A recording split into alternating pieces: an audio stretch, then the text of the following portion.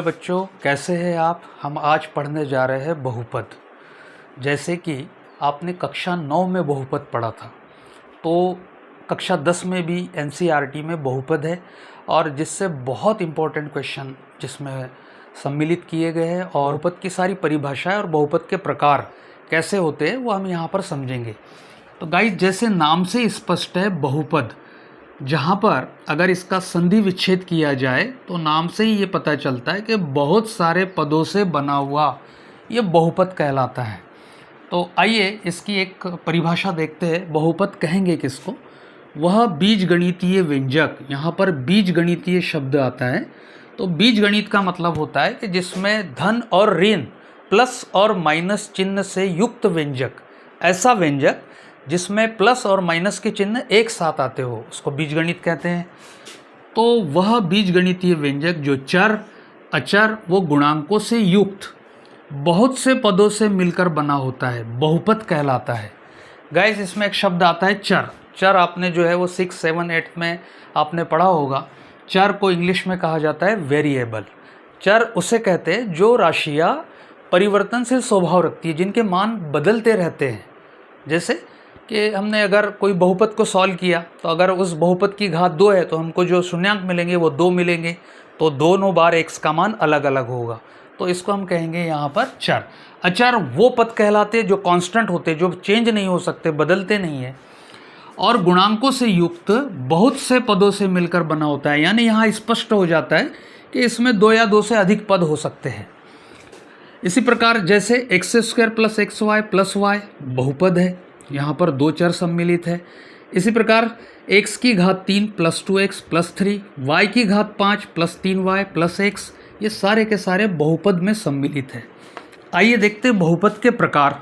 वैसे बहुपद के 2 प्रकार होते हैं, चर बहुपद व अचर बहुपद। चर बहुपद, इसको जनरली एक चरीय बहुपद भी कहा जाता है। सामान्यतः इसको एक चरीय बहुपद भी कहा जा सकता है, क्योंकि इसमें एक ही प्रकार की चर सम्मिलित होती है। जैसे यहाँ पर 2 चर सम्मिलित है तो इसमें एक ही प्रकार की चर सम्मिलित होगी। और दूसरा प्रकार होता है अचर बहुपद, जहाँ अचर बहुपद में एक पद अचर होना आवश्यक है। इस प्रकार के बहुपद को अचर बहुपद कहते हैं। आपको चरीय बहुपद जो है कक्षा 10 में दिया है। आइए देखते हैं कि चर बहुपद का मानक रूप, जो इसका मानक रूप होगा, प्रारूप होगा, वो क्या होगा। तो चर बहुपद को जो है वो लिखा जाता है P ऑफ x। यहाँ पर P जो है वो पॉलिनॉमियल्स के लिए इस्तेमाल होता है, इंग्लिश वर्ड है। और x मतलब होगा यहाँ पर कि चर जो है वो इसमें x विद्यमान होगी, तो यहाँ पर P ऑफ x करके लिख सकते हैं। और जो प्रारूप है वो होगा ax² + bx + c, जहाँ a और b गुणांक होंगे x² का और x का। इसी प्रकार c जो है वो एक अचर पद होगा। और यहाँ पर इसकी जो शर्त है वो है a does not equal to 0। ठीक है, a b c belong to r, r यानी रियल नंबर, ये वास्तविक संख्याओं में से ये संख्याएं यहाँ हो सकती है।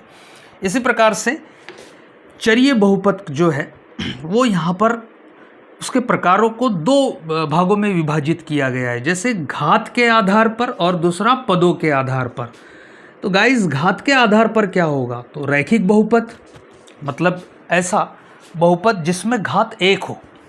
जहाँ घात 1 है तो ऐसे बहुपद को रैखिक बहुपद कहते हैं। और रैखिक शब्द इसलिए जुड़ता है कि ग्राफ पर ऐसे बहुपदों से रेखाएं प्राप्त होती है, सरल रेखा प्राप्त होती है, तो उसको रैखिक बहुपद कहते हैं।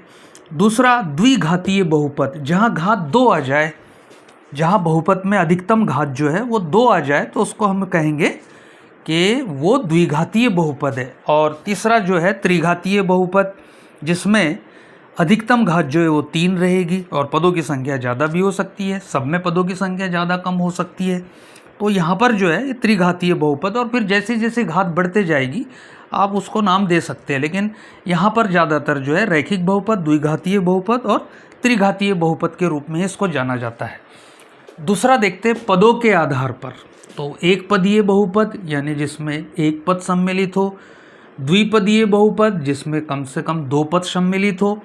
त्रिपदीय बहुपद, जिसमें 3 पद सम्मिलित हो, त्रिपदीय बहुपद कहलाते हैं। और अंत में जो है वो शून्य बहुपद यानी शून्य को ही शून्य बहुपद कहा जाता है। तो इस प्रकार से गाइस जो है वो आप इसको अच्छे तरीके से समझ गए होंगे। तो गाइस चरीय बहुपद जो कक्षा 10 में है तो उसका जो प्रारूप रहेगा वो रहेगा p of x is equal to A X square plus B X plus C, जहाँ a 0 के बराबर नहीं होनी चाहिए। तो इसमें मैंने जो है इसके जो महत्वपूर्ण बिंदु है वो मैंने लिख के रख लिए। आइए इसको समझते हैं कि अगर कोई व्यंजक जिसमें 2 या 2 से अधिक पद दिखाई तो दे रहे हैं, लेकिन ये बहुपद कब तक नहीं हो सकता है, तो वो कब तक नहीं हो सकता है, तो हम सबसे पहले उसकी जो सबसे बड़ी शर्त है वो ये है कि चर राशियों की घातें धनात्मक पूर्णांक होना चाहिए। यानी बहुपद में जितनी चर यहाँ सम्मिलित है, यहाँ पर तो आप देख रहे हैं यहाँ पर, तो यहाँ पर 2 है, यहाँ कुछ नहीं यानी 1 है। तो ये जो राशियाँ है 2 और 1 ये धनात्मक भी है और पूर्णांक भी है। तो इस प्रकार से अगर इनकी घातें धनात्मक पूर्णांक है तो फिर ये बहुपद कहलाएगा। अगर x की घातें सपोज यहाँ x है या y है, जो भी चर इसमें विद्यमान है, उन चरों की घातें अगर -1 है, -2 है, 3 है ना, 1/2 है, या किसी भी प्रकार से इस प्रकार से जो है यहाँ पर -3 है, तो इस प्रकार की घातें नहीं होना चाहिए। अगर इस प्रकार की घातें हैं तो वो बहुपद नहीं होगा। इसी प्रकार से जैसे अगर हम यहाँ देख रहे हैं कि हमारे पास में 3√x plus 2x square plus 1, इस प्रकार से अगर कोई बहुपद है तो हम यहाँ पर इसको बहुपद नहीं कह सकते, क्योंकि यहाँ पर रूट बना हुआ है और रूट का मतलब होता है 1/2। तो गाइस यहाँ पर ये जो है धनात्मक तो है लेकिन पूर्णांक नहीं है, इसलिए ये जो है वो बहुपद नहीं होगा। इसी प्रकार से इस बात का भी आप ध्यान रखेंगे कि यहाँ पर जो गुणांक है a, b और अचर जो है c, तो इन पर कोई भी घातें हो सकती हैं, धनात्मक हो सकती है, ऋणात्मक हो सकती है, उसके लिए बहुपद पर कोई प्रभाव उसका नहीं पड़ेगा। जैसे कि यहाँ पर मैंने एक बहुपद ले रहा हूँ 3x² प्लस 2x प्लस 1, और ऐसा मान के चलते कि यहाँ पर रूट है और इस पर घात जो है वो -3 है, तो ये अभी भी बहुपद है। यहाँ पर घात कुछ भी हो, तो ये वास्तविक संख्याओं पर घातें कुछ भी हो, उससे बहुपद का कोई लेना देना नहीं होगा, बहुपद के प्रारूप पर कोई प्रभाव नहीं पड़ेगा।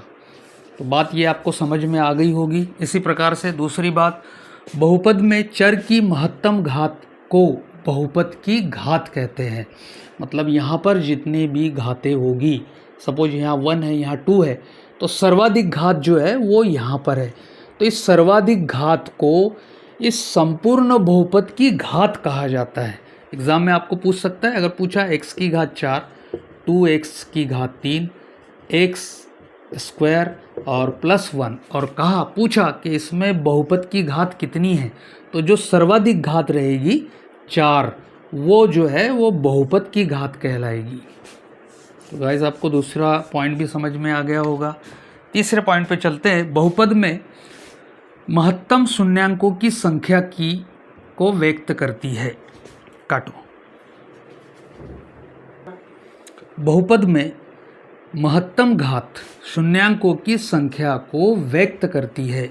मतलब जितनी अधिकतम घात रहेगी उस बहुपद में उतने ही शून्यांक होंगे। जैसे x की घात 3 प्लस 2x² प्लस 1, इस प्रकार से अगर कोई बहुपद है तो यहाँ पर सर्वाधिक घात जो है वो 3 है, तो इसमें x के जो मान है, जो शून्यांक है, वो 3 प्राप्त होंगे।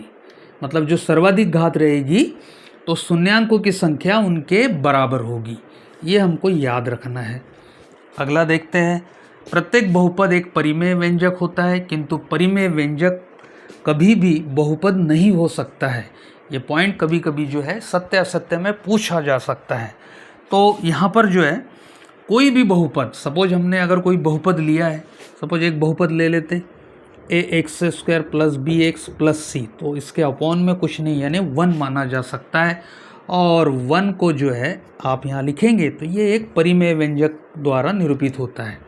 तो परिमेय व्यंजक जो है, परिमेय व्यंजक किसको कहा जा सकता है, तो वो उसका टॉपिक तो हमारे 10th में नहीं है, लेकिन फिर भी दो बहुपदों का रेशियो अनुपात अगर दो बहुपद अंश में और हर में हो जाए तो वो परिमेय व्यंजक कहलाता है। हम 2.2 प्रश्नावली शुरू करने जा रहे हैं जिसमें शून्यांक, बहुपद से शून्यांक और शून्यांकों की जांच करनी होती है। पहला क्वेश्चन है हमारे पास में, निम्न द्विघात बहुपदों के शून्यांक ज्ञात कीजिए और शून्यांकों तथा गुणांकों के बीच संबंध की सत्यता की जांच कीजिए। पहला क्वेश्चन है x² - 2x p of x is equal to x² - 2x -8 guys इसमें जो है x में एक बहुपद दिया है हमें और इस बहुपद के हमको शून्यांक ज्ञात करने होते हैं, ठीक है। तो यहाँ पर x की घात 2 है, तो ऐसी कंडीशन में शून्यांक जो है हमको 2 प्राप्त होंगे। कैसे प्राप्त होंगे? तो कक्षा 9 में गुणनफल बनाने वाली विधि हमने देखा है। तो हम यहाँ पर सबसे पहले जो है इसको कैसे सॉल्व करेंगे देखते हैं। यहाँ पर तो सबसे पहले इस बहुपद में x² का जो गुणांक है यहाँ 1 है, x का गुणांक जो है यहाँ -2 है और जो अचर पद है वो यहाँ पर 8 है। ऐसी स्थिति में सबसे पहले x² का जो गुणांक है वो हम सबसे पहले लेंगे यहाँ पर 1 गुणा और अचर पद जो है वो 8 है, तो यहाँ पर लेंगे हम 8 इस तरीके से।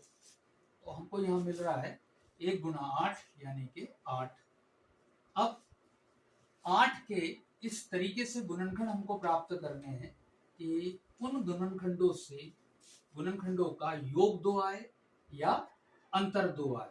ऐसी स्थिति में 8 के 2 गुणनखंड हम यहाँ पर लेंगे सबसे पहले।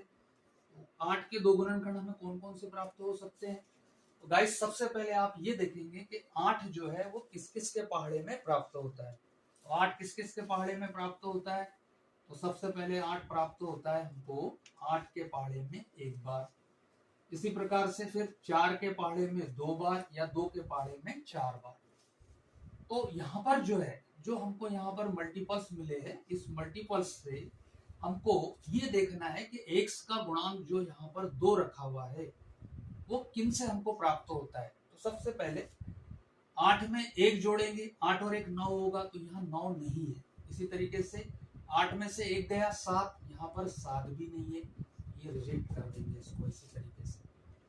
अगला चेक करते हैं 4 और 2, तो 4 और 2 जोड़ते हैं तो 6 प्राप्त होता है, जबकि हमको यहाँ 7 है, यहाँ सॉरी 2 है यहाँ पर, और 4 में से 2 गया तो हमको यहाँ पर 2 प्राप्त होता है। तो ये हो जाएगा 4 - 2 2। इस प्रकार से यहाँ लिखेंगे x² माइनस 2 को कैसा लिखा जा सकता है? 2 को लिखा जा सकता है 4 - 2। यहाँ लिख देंगे हम यहाँ 4 - 2 और इंटू x और -8 जैसा का वैसा रहेगा। अब जो है आगे चलते हैं। यहाँ पर गाइस हम देख रहे हैं यहाँ पर कि यहाँ माइनस है, माइनस का जो गुणा है वो ब्रैकेट के अंदर कर देंगे। तो माइनस का अंदर गुणा करने पर अंदर की राशियों के चिन्ह परिवर्तित हो जाएंगे। जैसे कि बाहर माइनस है और अंदर a + b अगर रखा हो तो माइनस अंदर जब जाएगा ये हो जाएगा -a और -b।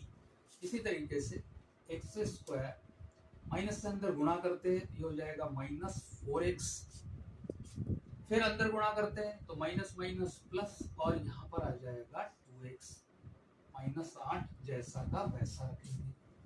यहाँ आपको ध्यान देना है कि हमने सबसे पहले जो है यहाँ x² का गुणांक 1 था और अचर पद जो था वो 8 था, तो हम यहाँ पर लेंगे 1 गुणा 8। 1 गुणा 8 करने पर जो है हमको यहाँ 8 प्राप्त होता है। 8 के ऐसे 2 गुणनखंड हमको लेने होते हैं कि जिनका योग करने से या अंतर करने से हमको x का गुणांक प्राप्त हो जाए। कहने का मतलब ये है कि 4 - 2 से हमको 2 प्राप्त होता है। 8 के ये दोनों गुणनखंड है, तो 4 में से 2 गया 2, तो 2 को लिखा जा सकता है 4 - 2 और बाहर संलग्न x है। अब जब हम इसको सॉल्व करेंगे तो यहाँ पर x² जैसा का वैसा, बाहर माइनस लगा हुआ है तो माइनस का ब्रैकेट के अंदर गुणा करेंगे और x संलग्न है तो माइनस अंदर गुणा करेगा तो ये हो जाएगा -4x, फिर x अंदर गुणा करेगा इसी तरीके से और माइनस भी गुणा करेगा तो माइनस माइनस प्लस हो जाएगा और संलग्न लगेगा x यहाँ पर। यहाँ हमको मिल रहा है -4x और +2x और -8 जैसा का वैसा। अब इसमें पदों की संख्या काउंट करते हैं, तो पद है यहाँ पर 1 2 3 4, तो 4 पदों में 2-2 पद का हम यहाँ पर पेयर बना लेंगे इस तरीके से, पहला जोड़ा और ये बन जाएगा दूसरा जोड़ा। अब यहाँ से जो है हमको उभयनिष्ठ निकालना है, तो हम ये देखेंगे कि एक्स स्क्वायर माइनस 4x में उभयनिष्ठ क्या है। यहाँ देखते हैं एक्स स्क्वायर माइनस 4x कैसा लिखा जा सकता है, इसको x इंटू एक्स लिखा जा सकता है, माइनस 4 इंटू एक्स लिखा जा सकता है। गाइस आप देख रहे हैं यहाँ पर कि x जो है वो दोनों तरफ उभयनिष्ठ है इस तरीके से, तो शेष जो रह जाएगा वो क्या रह जाएगा, x माइनस 4 रहेगा।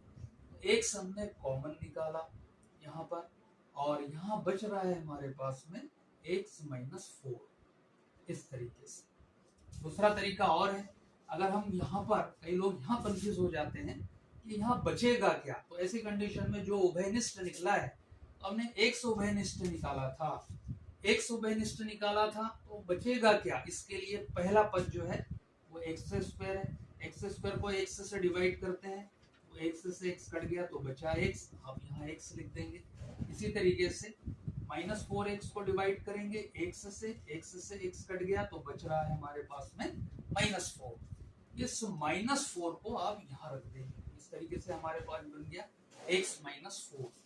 आगे चलते हैं यहाँ पर प्लस, अब यहाँ उभयनिष्ठ क्या है, यहाँ देखेंगे हम 2x माइनस 8 इस तरीके से, तो 2 इंटू एक्स ऐसा लिखा जा सकता है। 2 8 का गुणनखंड है, तो यहाँ लिखा जा सकता है कि 2 गुणा 4, 4 गुणा 8 इस तरीके से।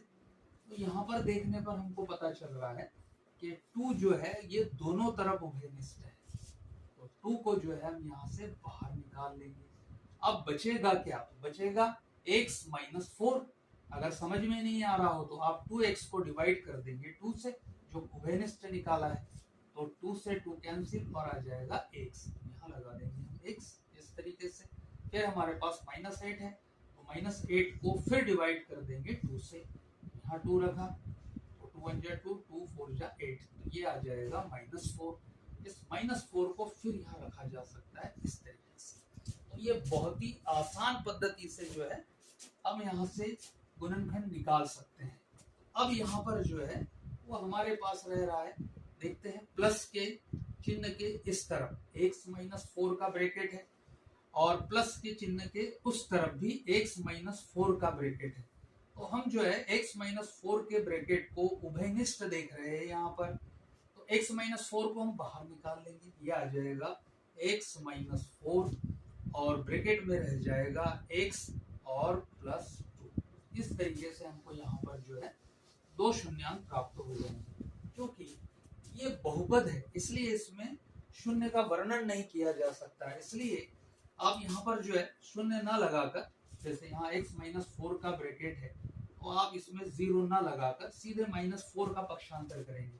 तो माइनस 4 का जैसे ही पक्षांतर करेंगे तो x इज इक्वल टू हो जाएगा 4, प्लस 2 का पक्षांतर करेंगे तो x इज इक्वल टू हो जाएगा माइनस 2, इस तरीके से। तो यहाँ पर हमको 2 शून्यांक प्राप्त हो रहे हैं। पहले शून्यांक को अल्फा मान लेते हैं, अल्फा बराबर से 4। दूसरे शून्यांक को बीटा मान लेते हैं माइनस 2। और गाइस अब इसमें जो है हमको वो जांच करनी है, हमको ये बताना है क्या ये शून्यांक इसी बहुपद से प्राप्त हुए हैं। तो इसके लिए एक सिंपल तरीके की जांच होती है जो इसके साथ संलग्न है। देखिए कैसे करेंगे, तो सबसे पहले हम यहाँ पर ले लेंगे alpha plus beta is equal to minus B upon में ए, शून्यांकों का योगफल, और इधर हम शो करेंगे alpha into beta is equal to C upon में ए। इस तरीके से वैल्यूज रख देते हैं, इसमें मान रखते हैं और जांच करते हैं, यहाँ जांच लिख देते हैं। तो अल्फा की वैल्यू है 4 प्लस बीटा की वैल्यू है माइनस 2, क्योंकि यहाँ अपॉन में है, यहाँ बटे में ए है, तो हमको भी यहाँ बटे में 1 लेना पड़ेगा, is equal to minus B upon में ए। सॉल्व करते हैं थोड़ा सा, प्लस माइनस माइनस, ये हो जाएगा 4 माइनस 2 और अपॉन में 1 is equal to minus B upon में ए। इस तरीके से समझ में आ रहा है? हाँ, यहाँ पर हो जाएगा 4 माइनस 2 यानी कितना हो जाएगा 2 और अपॉन में हो जाएगा 1 is equal to minus B upon में ए।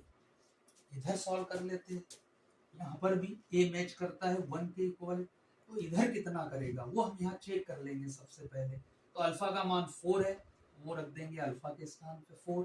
फिर बीटा का मान -2 है, यहाँ -2 रख देंगे, अपॉन में हो जाएगा 1 is equal to C upon में ए। इस तरीके से गुणा करते हैं, यहाँ पर 4 इंटू 2 ये हो जाएगा -8 और अपॉन में हो जाएगा 1 is equal to C upon में ए। दोनों तरफ से मैच करते हैं। क्या ए का मान हर में दोनों ओर बराबर है? अगर दोनों ओर बराबर हो तो यहाँ डिक्लेयर किया जा सकता है कि a इज इक्वल टू 1। यहाँ देख लेंगे आप सबसे पहले, a का मान यहाँ 1 है तो यहाँ पर भी a का मान 1 होना चाहिए। दूसरा minus B is equal to 2, तो b इज इक्वल टू हो जाएगा -2। इसी तरीके से c की वैल्यू निकाल लेते, c इज इक्वल टू हो जाएगा -8। अब बहुपद का जो मानक रूप है, तो बहुपद का मानक रूप क्या होता है? p of x is equal to ax² plus bx और प्लस c। इसमें वैल्यूज रख देंगे, मान रख देंगे। तो a का मान है यहाँ 1 तो लिखा नहीं जाता है, इसलिए हो जाएगा x², यहाँ कुछ नहीं है ना 1। b की वैल्यू -2 है, यहाँ रख देंगे हम -2 और x लगा रहेगा। इसी तरीके से c की वैल्यू है -8, तो ये हो जाएगा -8।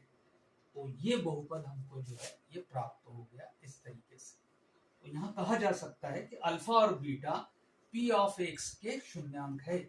इसी तरीके से इन शॉर्ट में इसको इस तरीके से भी निकाला जा सकता है कि p of x is equal to x² minus alpha plus beta x plus alpha into beta is equal to x² minus alpha plus beta. Alpha plus beta की वैल्यू हम डायरेक्ट रख सकते हैं यहाँ पर हमारे पास में। तो अल्फा की वैल्यू 4 है, तो हम यहाँ रख देंगे 4। बीटा की वैल्यू जो है वो -2 है, यहाँ आ जाएगा -2 इंटू हो जाएगा x प्लस अल्फा की वैल्यू फिर से रख देंगे 4, यहाँ आ जाएगा 4 और बीटा की वैल्यू हो जाएगी -2, तो यहाँ आ जाएगा -2। आगे चलते हैं, x² 4 माइनस 2 तो यहाँ हो जाएगा 2 और इंटू x और यहाँ हो रहा है 4 गुना 8 यानी -8। इस तरीके से भी हम जांच कर सकते हैं और इस तरीके से भी जांच की जा सकती है।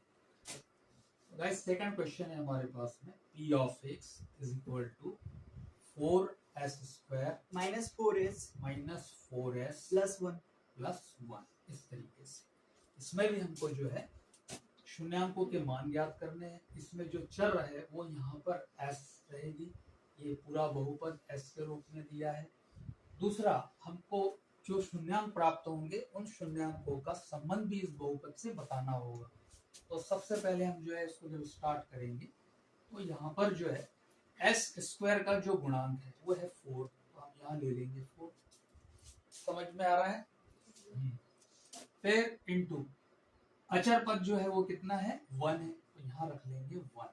दोनों का गुणा कर देंगे तो ये हो रहा है 4 एकम 4। अब 4 के जो है वो ऐसे दो गुणनखंड हमको ज्ञात करने होते हैं कि जिनको जोड़ने पर s का गुणांक यानी कि 4 आ जाए और इनको घटाने से 4 आ जाए। इस तरीके से तो 4 के जो गुणनखंड है वो क्या हो सकते हैं, सीधे हमको समझ में आ रहा है कि 2 गुना 4 हो सकता है और एक होगा 4 एकम 4।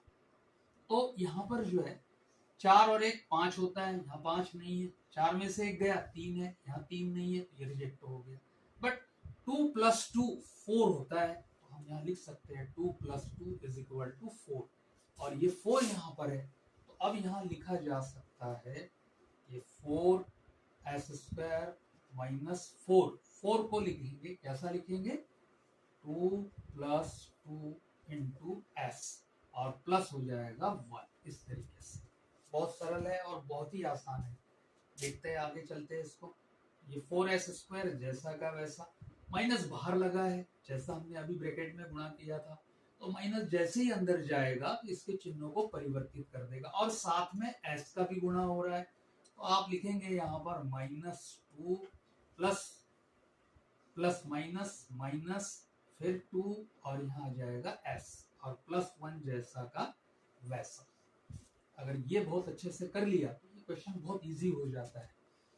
नेक्स्ट स्टेप में देखते हैं, यहाँ पर 4 पद है तो यहाँ जोड़ियां बना लेते हैं, इस तरीके से पेयर बना लेंगे और जो है यहाँ उभयनिष्ठ निकालेंगे। देखते हैं इसमें उभयनिष्ठ क्या है।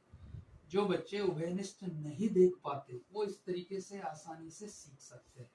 क्या हो जाएगा ये, यहाँ पर 4 को लिखा जा सकता है 2 इंटू 2, 2 गुणा 2। s को लिखा जा सकता है s into S -2 into S. हालांकि 9th में गुणनखंड के बारे में दिया है, आपने उसमें सीखा होगा, फिर भी यहाँ आप अगर देख रहे हैं तो 2s इधर भी बन रहा है और 2s इधर भी बन रहा है। तो क्या कॉमन निकल रहा है इसमें से, 2s कॉमन निकल रहा है।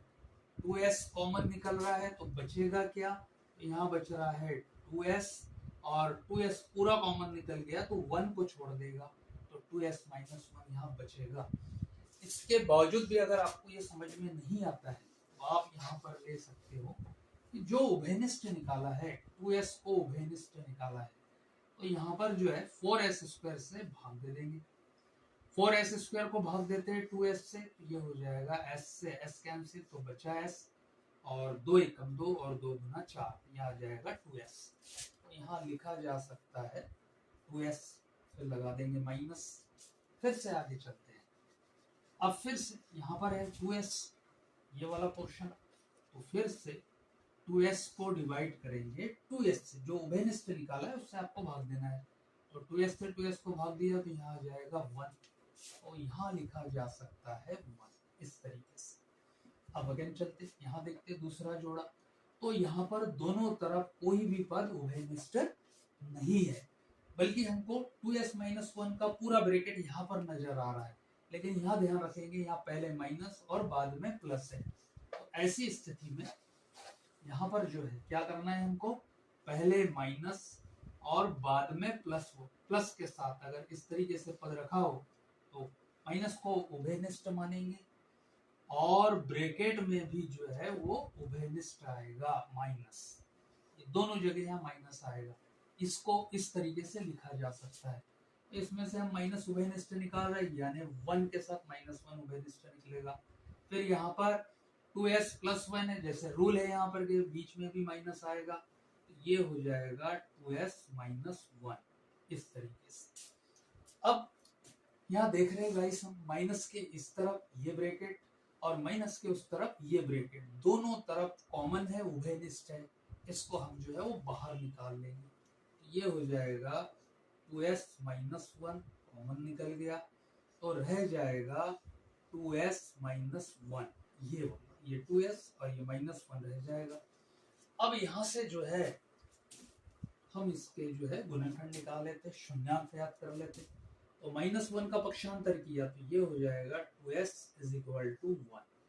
फिर यहाँ -1 से पक्षांतर किया तो ये हो जाएगा +1। तो पहला शून्यांक हमको मिल रहा है s इज इक्वल टू 1/2। फिर दूसरा शून्यांक मिल रहा है s इज इक्वल टू 1/2 इस तरीके से। पहले को हम कहेंगे alpha, alpha is equal to 1/2, दूसरे को कहेंगे बीटा इज इक्वल टू 1/2 यहाँ से। तो आई होप कि आपको ये समझ में आ रहा होगा और आप अच्छे तरीके से समझ गए होंगे।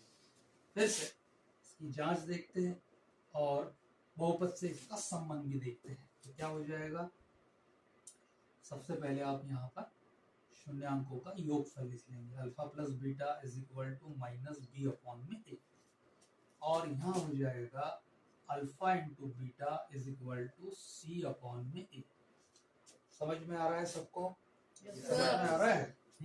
वैल्यू रखते हैं यहाँ पर फिर से, अल्फा की वैल्यू, अल्फा कितना है 1/2, तो यहाँ हो जाएगा 1/2 प्लस बीटा की value 1/2 is equal to -b/a इस तरीके से। यहाँ हर समान है, तो हर समान है तो एलसीएम हो जाएगा 2 और ऊपर के पद सीधे जोड़ दिए जाएंगे, ये हो जाएगा 1 + 1 यानी कि 2 लिखा जा सकता है इज इक्वल टू -b/a।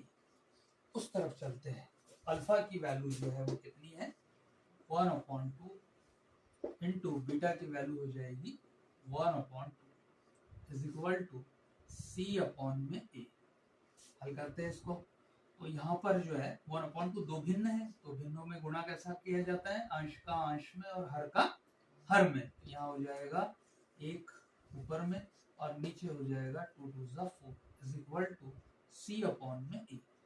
यहाँ देखा जा रहा है कि यहाँ a का मान मैच नहीं हो रहा है। यहाँ a इज इक्वल टू 4 है और यहाँ a इज इक्वल टू 2 है। ऐसी स्थिति में जो है हम 4 को जो है 2 नहीं बना सकते, लेकिन 2 का 4 बनाया जा सकता है। तो क्या करना पड़ेगा, यहाँ पर 2/2 का गुणा कर देते हैं। तो इसमें 2/2 का अगर गुणा कर दिया जाए तो ऐसी स्थिति में ये हो जाएगा 2 2 4 और अपॉन में 2 2 4 is equal to minus B/A। तो गाइस यहाँ हम देख रहे हैं ये दोनों तरफ a का मान मैच होता है। यहाँ a इज इक्वल टू 4 और यहाँ पर भी a इज इक्वल टू 4 है। तो दोनों ओर अगर a का मान बराबर आ जाए तो आप a का मान डिक्लेयर कर लेंगे। तो ये हो जाएगा a बराबर से 4 minus b is equal to 4। यहाँ आ जाएगा minus b is equal to 4, यानी b इज इक्वल टू -4 लिखा जा सकता है। इसी प्रकार से c इज इक्वल टू 1, यहाँ आ जाएगा c बराबर से 1। अब जो है वो s में हमारा जो बहुपद है उसका मानक रूप लिखेंगे। p of s is equal to as² plus bs और प्लस हो जाएगा c। मान रखते हैं इसमें a की वैल्यू कितनी है 4 और यहाँ आ जाएगा s²। b की वैल्यू है -4, यह आ जाएगा -4s और c की वैल्यू हो जाएगी 1। ये बहुपद हमें प्राप्त हो गया है। नेक्स्ट क्वेश्चन बहुत ही आसान और इजी है। हाँ बोलो। 6x स्क्वायर x में दिया है तो p of x is equal to 6x square -3 -7x। तो प्यारे बच्चों, सबसे पहले आप इसको जो है बहुपद से मैच कर लेंगे जो मानक रूप होता है। तो बहुपद का मानक रूप होता है p of x is equal to ax² plus bx plus c। तो आप देख रहे हैं कि ये वाला बहुपद जो है इसमें क्रम को जो है वो तोड़ा गया है। तो हम जो है इस बहुपद को इस क्रम के अनुरूप कर लेंगे। तो इसको इसके अनुरूप लिखा जा सकता है। तो कैसा लिखा जा सकता है, पहले 6x², फिर लिखा जाएगा -7x और फिर लिखा जाएगा -3, इस तरीके से। और जैसा हम इसको सॉल्व कर रहे हैं ये उसी तरीके से सॉल्व होगा। ठीक है, तो सबसे पहले क्या करेंगे, हम इसमें x² का जो गुणांक है वो 6 है, तो आप सबसे पहले ले लेंगे 6 इस तरीके से। अब इसमें सीधे चलना है अचर के पास। तो अचर कितनी है, 3 है, यहाँ ले लेंगे गुणा 3 बराबर से 6 3 18। तो ये आ गया हमारे पास 18। अब 18 के ऐसे दो गुणनखंड हमको प्राप्त करना है जिसमें उन गुणनखंडों से योग साथ आ जाए या अंतर साथ आ जाए। 18 के जो गुणनखंड है वो कैसे निकालेंगे, तो सबसे पहले आप ये चेक कर लीजिए कि 18 किसके पहाड़े में आता है। तो 18 किसके पहाड़े में आता है, सबसे पहले जो है वो हम देख लेंगे। 18 स्वयं के पहाड़े में आता है एक बार, फिर 6 के पहाड़े में 3 बार आता है या 3 के पहाड़े में 6 बार आता है, फिर 9 के पहाड़े में 2 आता है या 2 के पहाड़े में 9 बार आता है। जितने क्रम है आप यहाँ पर बना सकते हैं और इसमें से मैच करके देख लेंगे। क्योंकि ये 7 है तो 7 बिल्कुल इसको मैच करता है यहाँ पर। तो 9 में से 2 गए तो 7 बचेगा, इस तरीके से तो रिजेक्ट हो जाएंगे। तो हम जो है 7 को कैसा लिख सकते हैं, 9 - 2, ये हो जाएगा 6x² माइनस चिन्ह जैसा का वैसा रहेगा, क्योंकि ज्यादातर लोग जो है वो चिन्ह यहीं से डिसाइड करते हैं। तो मैं ऐसा समझता हूँ कि उससे मिस्टेक होने के चांसेस ज्यादा रहते हैं। तो आप 7 को जो है वो कैसा लिखेंगे, 9 - 2, ये हो जाएगा 9 - 2 और इंटू x और माइनस हो जाएगा 3, इस तरीके से। आगे चलते हैं, 6x² माइनस का अंदर गुणा करते हैं, ये हो जाएगा -9 और x बाहर संलग्न है उसका भी गुणा अंदर हो जाएगा 9x। आगे चलते हैं, माइनस माइनस प्लस, यहाँ प्लस हो गए और इंटू हो जाएगा 2x का गुणा करेंगे तो ये हो गया 2x और माइनस हो जाएगा 3, इस तरीके से। अगली स्टेप में जो है यहाँ पर हम जो है ये जोड़ी बना लेंगे इस तरीके से। अब दोनों तरफ ये देखेंगे उभयनिष्ठ क्या है। तो उभयनिष्ठ देखने के लिए सबसे अच्छा तरीका ये है कि यहाँ पर 6x² और -9x है। हम देख रहे हैं कि यहाँ 6 के गुणनखंडों में 3 और 2 है, x इंटू x हो जाएगा। इसी तरीके से 9 को हम लिख सकते हैं 3 इंटू 3 इंटू x हो जाएगा। गाइस आप देख रहे हैं यहाँ 3x है इस तरीके से, और यहाँ पर भी 3x है। दोनों तरफ से 3x बाहर निकलेगा तो बचेगा 2x माइनस 3। तो हम यहाँ लिख सकते हैं उभयनिष्ठ क्या बन रहा है हमारा 3x। अब बचेगा क्या, आप ऐसे भी देख सकते हैं और डिवाइड करके भी देख सकते हैं। अगर आपने 3x से इसको डिवाइड किया, भाग दिया, तो देखिए यहाँ पर x से x कट गया तो बचा x। 3 से भाग काटा 6 में तो 3 दूना 6, यहाँ 2 आ गया। फिर रखेंगे माइनस, फिर यहाँ x से x कट गया, 3 से डिवाइड करेंगे तो 3 3 9, यहाँ हो जाएगा 2x माइनस 3। इस तरीके से आगे चलते हैं। 2x माइनस 3 का पूरा ब्रैकेट यहाँ पर दिखाई दे रहा है, मतलब यहाँ कुछ भी उभयनिष्ठ नहीं है तो क्या मानेंगे 1 मान लेंगे, और यहाँ आ जाएगा 2x माइनस 3 इस तरीके से। अब दोनों तरफ हम देख रहे हैं कि प्लस के इस तरफ भी ब्रैकेट 2x माइनस 3 का है और प्लस के उस तरफ भी ब्रैकेट 2x माइनस 3 का है। तो 2x माइनस 3 को हम कॉमन निकाल लेंगे, ये हो जाएगा आपका 2x माइनस 3 कॉमन निकल गया। तो अब बचेगा क्या, तो ये वाला 3x और ये वाला +1 ये यहाँ पर शेष रह गया इस तरीके से। तो गाइस हमको जो है यहाँ पर दो ब्रैकेट मिल रहे हैं जिससे हम जो है यहाँ पर शून्यांक ज्ञात कर लेंगे। तो -3 का पक्षांतर किया, ये हो जाएगा 2x बराबर से 3, +1 का पक्षांतर किया, ये हो जाएगा 3x बराबर से -1। इसलिए x बराबर से 3/2 और यहाँ आ जाएगा x बराबर से -1/3। इस तरीके से हमको ये दो शून्यांक प्राप्त हो गए। अब यहाँ पर जो है वो जांच कर लेंगे जैसा कि प्रश्न में दिया है। तो एक शून्यांक को अल्फा मानेंगे, अल्फा इज इक्वल टू 3/2, और यहाँ पर दूसरे शून्यांक को बीटा मान लेंगे, ये हो जाएगा -1/3 इस तरीके से, और यहाँ जांच कर लेंगे। तो पहला होता है alpha plus beta is equal to -b/a, और दूसरा होता है alpha into beta is equal to c/a। यहाँ पर मान रख लेते हैं, वैल्यू रखते हैं, अल्फा के जगह अल्फा का मान रख देते हैं, तो ये हो जाएगा 3/2 प्लस बीटा के जगह बीटा का मान रख लेते हैं, तो ये प्लस माइनस माइनस लिख सकते हैं आप डायरेक्ट, ये माइनस और ये वाला प्लस, तो यहाँ हो जाएगा -1/3 is equal to -b/a। Solve करते हैं यहाँ पर जो हम देख रहे हैं कि दोनों हर एक दूसरे के गुणनखंड नहीं है, अर्थात दोनों एक दूसरे के पहाड़े में नहीं आते हैं। ऐसी कंडीशन में एलसीएम क्या होगा, दोनों हरों का गुणनफल एलसीएम होगा, तो 3 दूना 6, एलसीएम आ जाएगा 3 3 9 और 2 एकम 2 हो जाएगा। इस तरीके से बराबर से आगे चलते, -b/a, 9 में से 2 गया तो 7 और बटे आ जाएगा 6 इज इक्वल टू -b/a। बिल्कुल आसान है, बिल्कुल सरल और इजी है। सिमिलर इस तरफ इसी तरीके से अल्फा का मान कितना है 3/2, तो यहाँ रख लेंगे 3/2 इंटू बीटा का मान है -1/3 बराबर से c/a। गुणा कर लेते हैं यहाँ, तो अंश का अंश में गुणा होगा तो ये हो जाएगा -3 और नीचे हो जाएगा 3 दूना 6 बराबर से c/a। हम इसमें देख रहे हैं कि दोनों तरफ a का मान 6 है और यहाँ पर भी a का मान 6 है। अब अगर दोनों तरफ a का मान 6 है तो आप यहाँ डिक्लेयर कर सकते हैं कि a इज इक्वल टू 6 हो जाएगा। इसी तरीके से -b इज इक्वल टू 7, तो b इज इक्वल टू हो जाएगा -7 और c इज इक्वल टू हो जाएगा -3, यहाँ आ जाएगा -3 इस तरीके से।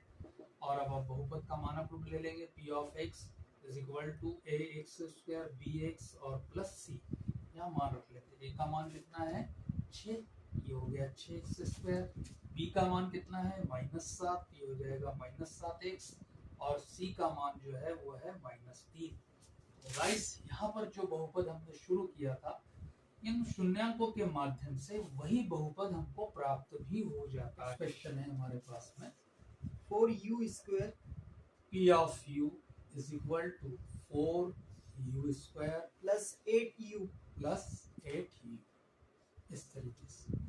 गाइस ये बड़ा इंपॉर्टेंट क्वेश्चन है। इसमें यहाँ देखने को मिल रहा है हमको कि यहाँ पर अचर पद अनुपस्थित है, मतलब इसमें जो है au² प्लस bu और जो c है वो यहाँ पर 0 है। तो ऐसी स्थिति में यहाँ पर जो है गुणांक और अचर पद हम यहाँ ले ही नहीं सकते जब यहाँ अचर पद नहीं है। तो ऐसी कंडीशन में ये सीधे उभयनिष्ठ निकलेगा, डायरेक्ट उभयनिष्ठ निकलेगा यहाँ पर। तो ये हो जाएगा, यहाँ देखो कैसा उभयनिष्ठ निकाला जा सकता है, 4u² प्लस 8u। तो कैसा हो सकता है यहाँ 4, ठीक है, u² यानी u इंटू यू हो जाएगा।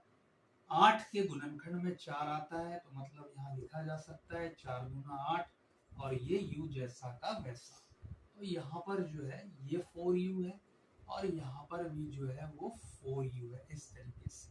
तो उभयनिष्ठ बन रहा है हमारे पास में 4u उभयनिष्ठ बन रहा है। अब जिनको ये प्रॉब्लम जाती है कि वो ये जजमेंट नहीं ले पाते हैं कि यहाँ बचेगा क्या, तो उनके लिए मैंने यहाँ बताया हूँ कि आप जो है जो उभयनिष्ठ निकला है यहाँ 4u, इससे जो है इसको भाग दे दे, आप यहाँ से डिवाइड कर दे। देखो यहाँ से डिवाइड करते हैं, 4 से 4 कैंसिल, u से u कैंसिल, तो एक u रह जाएगा। प्लस है तो प्लस लगा देंगे यहाँ पर फिर से। अब इसको डिवाइड करते हैं, 8u को डिवाइड करते हैं 4u से, तो u से u कैंसिल, कैंसिल हो गया u। और 4 से डिवाइड करते हैं 8 को, तो 4 एकम 4 और 4 गुना 8, तो यहाँ आ जाएगा 2। इस तरीके से हमको मिल रहा है 4u u प्लस 2। अब इसके शून्यांक निकालते हैं। देखो इस तरीके से लिखेंगे 4u, इसके साथ कोई अचर पद नहीं है तो यहाँ पर जो है 0 ऐड कर सकते हैं इस तरीके से, और दूसरा ब्रैकेट हो जाएगा u प्लस 2, इस तरीके से। तो पहला शून्यांक जो हमको मिल रहा है यहाँ 4u is equal to 0, then u is equal to 0 upon में 4, इस तरीके से। सेकेंड u प्लस 2 है, तो u प्लस 2 में प्लस 2 का पक्षांतर करेंगे, ये हो जाएगा u is equal to minus 2, इस तरीके से। गाइस हमको यहाँ पर दो शून्यांक मिल रहे हैं, u is equal to 0 upon में 4 यानी कि 0, और u is equal to minus 2, जिसको हम नाम देंगे पहला alpha is equal to, alpha लिखा जा सकता है 0 और बीटा लिखा जा सकता है माइनस 2। और इसमें जो जांच है वो महत्वपूर्ण हो सकती है। तो जांच कैसे होगी, तो जांच हो जाएगी यहाँ पर alpha plus beta is equal to minus B upon में ए, और दूसरा हो जाएगा alpha into beta is equal to C upon में ए।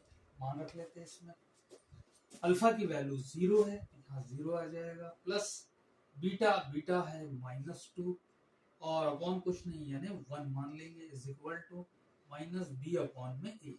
आगे चलते अल्फा इंटू बीटा, तो अल्फा की वैल्यू है 0, बीटा की वैल्यू है माइनस 2 और अपॉन कुछ नहीं यानी 1 रख लेंगे, is equal to C upon में ए।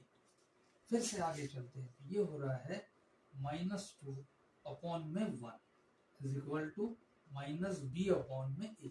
फिर से आगे चलते हैं, माइनस 2 का 0 में गुणा करते हैं तो 0 मिलेगा और अपॉन में आ जाएगा 1 is equal to C upon में ए। अब दोनों तरफ ए का मान मैच करने पर हमको यहाँ ए 1 तो मिल रहा है, यहाँ पर भी 1 मिल रहा है और यहाँ पर भी 1 मिल रहा है, लेकिन जो है यहाँ ए का जो वैल्यू है वो कितना है 4। तो गाइस हमको 4 इसमें बनाना पड़ेगा, ये हो जाएगा 4 अपॉन में 4 माइनस 2 अपॉन में 1 is equal to minus B upon में ए। इधर भी 4 अपॉन में 4 और 0 अपॉन में 1 is equal to C upon में ए। हल करते हैं इसको, ये हो जाएगा 4 गुना 8 यानी माइनस 8 और अपॉन में 4 पंजा 4 is equal to minus B upon में ए। यहाँ चलते हैं तो ये आ रहा है 0 और अपॉन में 4 is equal to C upon में ए। अब दोनों तरफ a का मान जो है वो 4 है और वो हमारे बहुपद से मैच भी करता है, तो यहाँ पर आ जाएगा a बराबर से 4, b minus B is equal to minus 8, minus minus plus, तो b की वैल्यू हो जाएगी 8 और c इज इक्वल टू है 0, c की वैल्यू 0 हो जाएगी। तो यहाँ पर जो है हमारा बहुपद का मानक रूप था p of u is equal to a u square plus b u और प्लस c। मान रख लेंगे इसमें, a का मान है 4 u स्क्वायर, b का मान है 8 u और c का मान है 0, इसको लिखने की आवश्यकता नहीं है। तो ये इस तरीके से ये मान भी हमको प्राप्त हो जाएगा। आई होप कि आपको ये वाला क्वेश्चन भी समझ में आ गया होगा। Next question, T square p of t is equal to T square -15 -15, इस तरीके से। तो हम यहाँ देख रहे हैं कि ये भी जो है बहुपद के मानक रूप को पूरी तरीके से फॉलो नहीं करता है। ये इस प्रकार से नहीं है, इसमें जो है अचर पद है और जो है घात वाला पद उपस्थित है, लेकिन यहाँ x का जो गुणांक है, यहाँ t का गुणांक उपलब्ध नहीं है। तो इसको भी हम जो है गुणनखंड मेथड, जो सूत्र विधि लगाकर हम इसको सॉल्व करेंगे। तो हम इसको सॉल्व कर सकते हैं, a square minus B square is equal to a plus B और a माइनस बी। इसकी सहायता से हम इसके गुणनखंड प्राप्त कर सकते हैं और शून्यांक निकाल सकते हैं।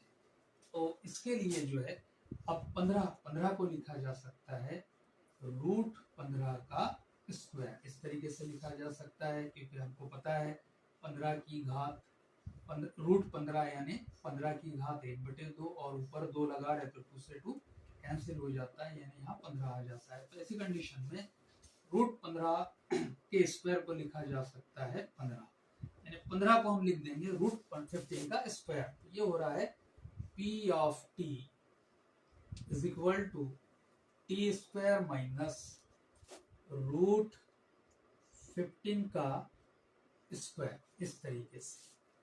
ये आपका जो बन रहा है ए स्क्वायर, ये पोर्शन बन रहा है बी स्क्वायर। ए स्क्वायर माइनस बी स्क्वायर को लिखा जा सकता है ए प्लस बी, तो यहाँ लिखा जा सकता है टी प्लस ए, इस तरीके से रूट 15। दूसरा ब्रैकेट बनेगा a माइनस बी, यहाँ बनेगा t माइनस रूट 15, इस तरीके से। ठीक है गाइस, अब यहाँ पर जो है पक्षांतर कर लेंगे। प्लस रूट 15 का पक्षांतर किया तो ये हो जाएगा माइनस रूट 15, और यहाँ हो जाएगा माइनस रूट 15 का पक्षांतर किया तो t is equal to plus root 15। ये दो शून्यांक हमको प्राप्त हो गए। पहला alpha is equal to minus root 15 और beta is equal to root 15, इस तरीके से अल्फा और बीटा हमको प्राप्त हो गए। अब हम यहाँ जांच कर लेते हैं। ठीक है, जांच में हम यहाँ देख रहे हैं कि पहला है alpha plus beta is equal to minus B upon में ए, और दूसरा होता है alpha into beta is equal to C upon में ए। मान रखते हैं इसमें अल्फा की वैल्यू कितना है minus root 15 plus beta plus root 15 और अपॉन यानी कुछ नहीं यानी 1 is equal to minus B upon में ए। यहाँ रूट 15 से रूट 15 कैंसिल हो रहा है, विपरीत चिन्ह है, ये आ जाएगा 0 अपॉन में 1 is equal to minus B upon में ए। इधर चलते हैं, अल्फा की value minus root 15 into root 15 और अपॉन में कुछ नहीं यानी 1 मान लेंगे is equal to C upon में ए। रूट 15 से रूट 15 में गुणा करते हैं तो ये मिलेगा हमको माइनस 15 और अपॉन में हो जाएगा 1 is equal to C upon में ए। दोनों तरफ a का मान मैच कर लेते हैं, यहाँ a इज इक्वल टू 1 है और यहाँ पर भी a इज इक्वल टू 1 है। तो आप डिक्लेयर कर सकते हैं यहाँ कि a is equal to 1 minus b is equal to 0 यानी b इज इक्वल टू 0 और c is equal to minus 15, तो c इज इक्वल टू हो जाएगा माइनस 15। अब जो है आप यहाँ बहुपद लिख देंगे t में, तो इसका मानक रूप के अनुसार क्या होगा a t square plus B T और प्लस c। वैल्यू रखते, a की वैल्यू 1 है तो यहाँ रहा टी स्क्वायर, b की वैल्यू माइनस 15 है, b की वैल्यू 0 है, लिखने की आवश्यकता नहीं, c की वैल्यू माइनस 15 है तो ये हो जाएगा माइनस 15। इस तरीके से ये भी हमको यहाँ प्राप्त हो जाएगा। गाइस आपको समझ में आ रहा होगा, समझ में आ रहा है सबको? 3x square p of x is equal to 3x square minus x minus 4 इस तरीके से। गाइस बहुत ही आसान है, बिल्कुल जैसा हमने स्टार्ट किया था उसी तरीके से बनाएंगे और देखेंगे ये कैसा बनता है। तो एक्स स्क्वायर का जो गुणांक है वो 3 है, तो यहाँ हम ले लेंगे 3 और यहाँ अचर पद है 4, तो यहाँ उठा लेंगे 4 इस तरीके से और इसको जो है वो गुणा कर देंगे दोनों पदों का, तो ये हो जाएगा 4 3 12, यहाँ 12 मिल रहा है। अब 12 के जो है हमको 2 गुणनखंड लेने हैं, ठीक है। तो 12 के गुणनखंड निकालने का सबसे आसान मेथड क्या है कि आप ये चेक कर ले कि 12 किस किस के पहाड़े में कितनी बार आता है। तो 12 किसके पहाड़े में आता है, सबसे पहले तो हम ये देख लेते, 2 के पहाड़े में ले लेते 6 बार, फिर 4 के पहाड़े में 3 बार, फिर 3 के पहाड़े में 4 बार, 12 के पहाड़े में 1 बार आ जाएगा और किसके पहाड़े में आ जाएगा, और किसके पहाड़े में आएगा, किसी के पहाड़े में नहीं आएगा, ठीक है। तो यहाँ पर अगर हम देख रहे हैं तो 12 और 1 13 और 12 में से 1 गया तो 11, ये तो रिजेक्ट हो गया। 6 और 2 8 भी नहीं है यहाँ पर। 6 में से 2 गया 4 भी नहीं है यहाँ पर, ये भी रिजेक्ट हो गया। लेकिन 4 में से 3 गया तो 1 होता है यहाँ पर, ये इससे जो है सिलेक्ट हो गए, तो ये संतुष्ट होता है। 4 माइनस 3 यानी यहाँ आ जाएगा 1, यहाँ कुछ नहीं यानी 1 होता है।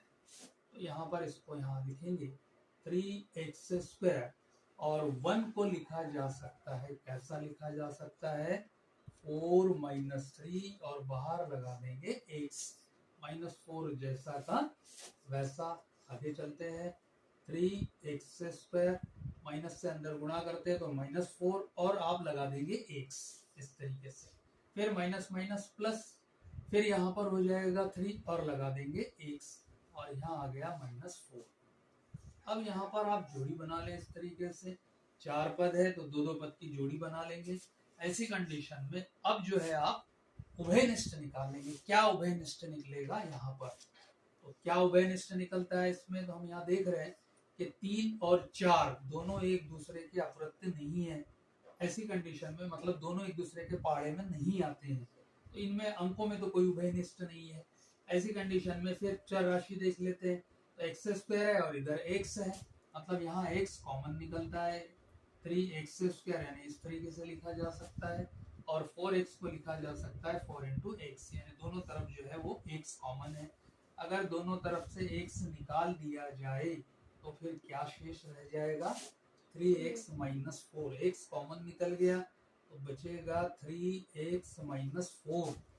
और गाइस जैसे आप यहाँ देख रहे हैं कि ब्रैकेट में जो बच रहा है वो यहाँ पर भी अगर नजर आए तो समझ लेना है कि उभयनिष्ठ कितना है, 1 है।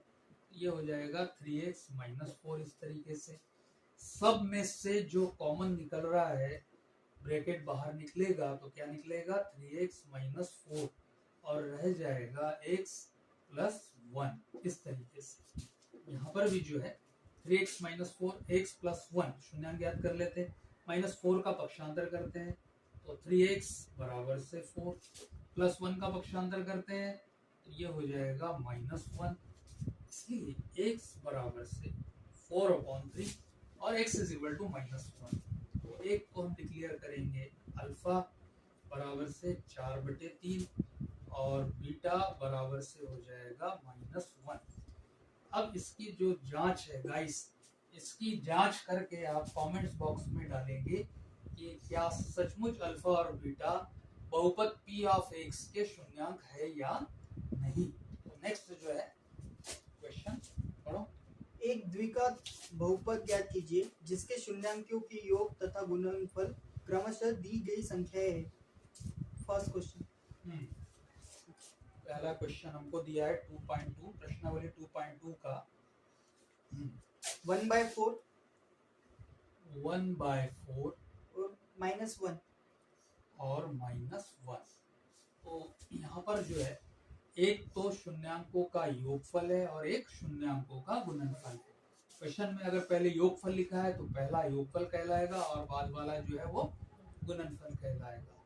गाइस इसके लिए जो है हमारे पास दो मेथड है। एक मेथड जो है वो बहुत आसान है, इजी। मैं इस तरीके से यहाँ बता रहा हूँ आपको। P of X is equal to X square minus alpha plus beta X plus alpha into beta. इससे भी जो है हम बहुपद को ज्ञात कर सकते हैं। तो पहले हम लिखेंगे यहाँ कि अल्फा प्लस बीटा यानी शून्यांकों का जो योगफल है वो कितना दिया है, 1/4 इस तरीके से। और अल्फा इंटू बीटा गुणनफल कितना दिया है, -1, यहाँ -1 दिया है। फिर से P of X is equal to, value रख सकते हैं आप यहाँ, X square minus alpha plus beta, alpha plus beta को लिखा जा सकता है 1/4 इंटू लगा देंगे X plus alpha into beta यानी यहाँ हो जाएगा -1। आगे चलते हैं, X square minus 1/4 X minus 1। हर में अगर 4 है, हर में यहाँ पर 4 है, तो हर का गुणा कहाँ करते हैं, अंश को छोड़कर। इसके अंश में 1 और x है, तो गाइस इसको छोड़कर जितने भी पद यहाँ दिखाई दे रहे हैं आप 4 का गुणा उसमें कर दो, तो 4 एलसीएम बनेगा। 4 का गुणा करेंगे तो ये आ रहा है 4x स्क्वायर माइनस 1x जैसा का वैसा, और 4 का गुणा 1 से होगा तो यहाँ आ जाएगा -4।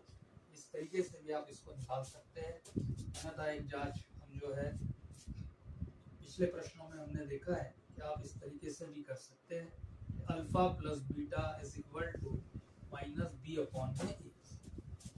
अल्फा प्लस बीटा को लिखा जा सकता है -b, यहाँ वैल्यू दी है अल्फा प्लस बीटा का मान 1/4, यहाँ लिख देंगे 1/4 बराबर से -b/a। दूसरा alpha into beta is equal to c/a। तो यहाँ अल्फा इंटू बीटा की वैल्यू दी है -1, यहाँ आ जाएगा -1/1 इज इक्वल टू c/a। दोनों तरफ a का मान मैच कर लेते हैं। यहाँ a इज इक्वल टू 4 बन रहा है और यहाँ a इज इक्वल टू 1 बन रहा है, तो यहाँ 4 लाने के लिए क्या करना होगा हमको, 4/4 का गुणा कर देते हैं। ये हो रहा है -1/1 इज इक्वल टू c/a। इस तरीके से 4 का अंदर गुणा करते हैं यहाँ पर, तो अंश का अंश में -4, नीचे 4 is equal to c/a। Value निकालते हैं यहाँ से, तो दोनों तरफ a की वैल्यू है 4, ये आ रहा है a बराबर से 4। इसी तरीके से b is equal to -b is equal to 1, तो b इज इक्वल टू -1 और c is equal to -4, c is equal to हो जाएगा -4। अब जो है यहाँ पर लिखा जा सकता है p of x is equal to ax square plus bx plus c is equal to, value रखते हैं, a का मान 4 है, ये हो जाएगा 4x स्क्वायर, b की वैल्यू जो है वो -1 है, ये हो जाएगा -x, और c की वैल्यू -4 है, वो हो जाएगा -4। इस तरीके से हम देख रहे हैं कि ये दोनों जगहों पर जो है वो हमको एक जैसा बहुपद प्राप्त हो रहा है इस तरीके से। आई होप कि आपको ये समझ में आ रहा होगा। नेक्स्ट, √2 1/3। 1/3। तो यहाँ पर जो है इस तरीके से अल्फा प्लस बीटा, जिसको हम कहेंगे शून्यांकों का योगफल, जो होता है -b/a के बराबर, और दूसरा होगा अल्फा इंटू बीटा शून्यांकों का गुणनफल 1/3 के बराबर, इस तरीके से। तो यहाँ हम लिख सकते हैं c/a। तो अल्फा प्लस बीटा की जगह लिख देंगे हम √2, क्योंकि अल्फा प्लस बीटा की वैल्यू दी है हमको √2, और शून्यांकों का गुणनफल जो है अल्फा इंटू बीटा हमको दिया है 1/3। इसमें वैल्यू रख लेते हैं, अल्फा प्लस बीटा की जगह रख देंगे √2, ये आ गया √2 अपॉन में कुछ नहीं यानी 1 इज इक्वल टू -b/a। आगे चलते हैं, alpha into beta is equal to c/a, ये हो जाएगा यहाँ पर c/a इज इक्वल टू 1/3। दोनों तरफ से वैल्यू मैच करते हैं, तो यहाँ a का मान 1 है और यहाँ a का मान 3, इस तरीके से। तो 3 को तो 1 नहीं बनाया जा सकता है, लेकिन 1 को 3 बनाया जा सकता है गुणा करके। ये हो जाएगा 3 √2 और अपॉन में 3, तो हमने यहाँ गुणा कर दिया 3/3 का, इज इक्वल टू -b/a यहाँ पर भी c अपॉन में a इज इक्वल टू 1/3 जैसा का वैसा है।